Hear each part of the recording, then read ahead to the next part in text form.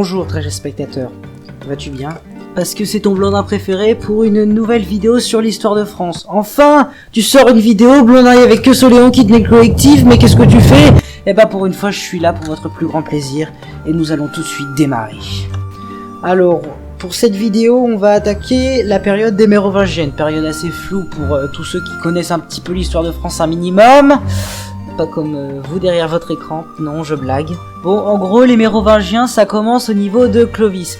Clovis c'est qui? C'est le successeur de Chilpéric I. PTDR? T'es qui? Du royaume franc qui est au nord de la France, enfin à l'époque actuelle, après les invasions barbares au niveau de l'Empire romain. Bon, c'est pas tout à fait ça, de base il y a deux royaumes francs à l'intérieur du royaume franc, il y a le royaume franc salien et le royaume franc réan. Et Clovis est le chef du royaume franc salien. Mais ce génie, il arrive à convaincre les Réans de faire comme successeur à leur roi et du coup il s'empare de leur royaume. Voilà, il est content Clovis. Comme je le disais, il a succédé à son père en 481 et en 486, il décide d'attaquer l'état romain, un état à côté de son royaume en fait. Parce que les gens à l'époque, au Moyen-Âge, vous voyez dans les pays, ils aimaient bien s'étendre. Bon, en gros, la France, à cette époque, ressemblait à peu près à ça. Au nord, au niveau de la Belgique et des Pays-Bas, parce qu'avant la Belgique et les Pays-Bas, c'était dans la France, il y avait le royaume franc. De l'autre côté du nord, il y avait l'État romain, les restes de la Gaule gallo-romaine qu'on pouvait trouver avant les invasions barbares, dirigés par Siargus. Au niveau de la Bretagne, vous pouvez trouver les Armoriques, je sais pas c'est quoi leur chef, lol, demandez à Gogol. T'es qui? C'est un ensemble de tribus donc il n'y a pas de chef lul. Ok.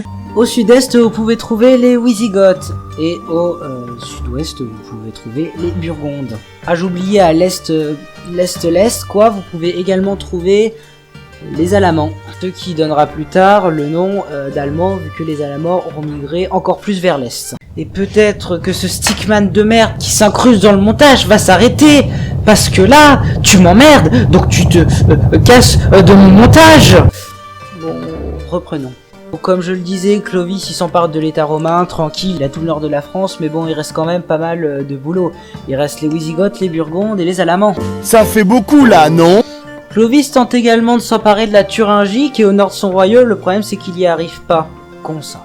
Alors en fait, je viens de m'apercevoir que Clovis en fait il avait effectivement conquis une partie de la Thuringie, mais pas tout en fait, et du coup, je m'excuse, j'ai lu les infos en travers, donc continuons.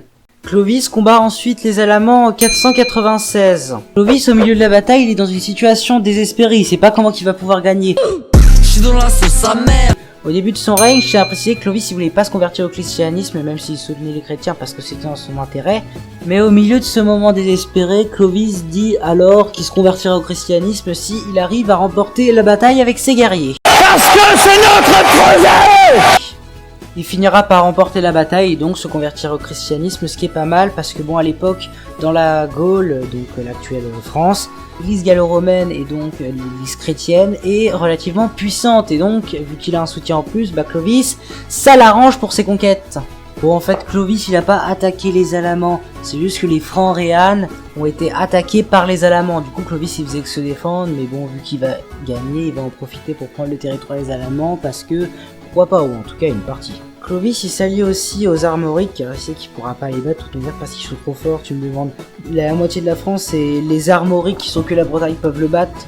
J'ai pas trop compris la logique, mais c'est pas grave. Puis Clovis il va s'allier avec un roi burgonde pour en battre un autre, car le territoire burgonde n'était pas uni à l'époque. Le problème c'est qu'il réussit pas, mais au final il réussit avec le roi Bourgon contre qui il était ennemi à se réconcilier, donc au final tout va bien dans le meilleur des mondes. Et de toute manière c'est dans leur intérêt, étant donné que les Wisigoths qui contrôlent une bonne partie de l'Espagne et sud-ouest de la France les menacent très fortement, et donc ils lancent une attaque contre eux. Bah ouais, logique. Les Ostrogoths qui se sont installés en Italie du Nord en profitent également pour attaquer les Wisigoths, tout simplement parce que l'ennemi est faible, parce qu'il est dans une guerre, autant en profiter j'ai envie de dire. Mais oui, c'est clair. Et du coup, les Wisigoths attaqués de partout sont finalement battus par Clovis à Vouillé, et du coup Clovis s'empare de ce qui correspond actuellement au Poitou-Charentes, à l'Aquitaine, Auvergne, enfin tout le sud-ouest quoi. À part vraiment le sud-sud, tout simplement car la région est trop wisigoth, voilà. Terfoula, la région au sud, rejoint un immense royaume. Non. Clovis décède finalement en 511 et comme la coutume franc l'exige, son royaume est divisé entre ses 4 fils. Bon, de base j'avais prévu de faire la période des Mérovingiens en une seule vidéo. Le truc c'est, vu que je suis très lent au montage, la vidéo va sortir en août voire septembre si c'est le cas. Donc je préfère plutôt faire une vidéo plus courte uniquement sur Clovis que plutôt de vous faire poireauter 10 mois alors que vous avez promis la vidéo en mars déjà. Et donc du coup, comme vous l'avez deviné, la vidéo touche à sa fin. N'hésitez pas à lâcher un bon gros pouce bleu des familles et à vous abonner.